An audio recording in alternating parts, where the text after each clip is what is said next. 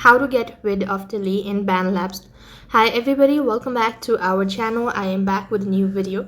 Today I'll be showing you the ways to get rid of delay in Bandlab.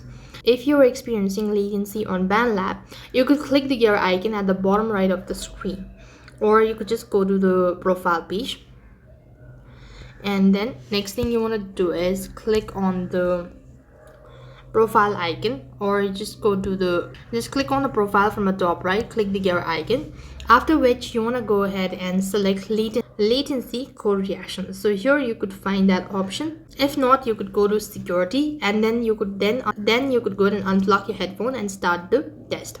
Now Bandlab will compensate for this delay, and you'll be able to record latency free as well.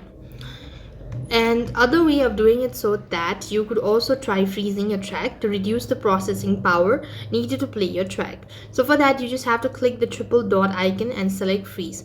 This way it should be able to help you out. That's all for this video. I hope the video was helpful. Make sure to like, share and subscribe to our channel. Thank you for watching. See you in the next video.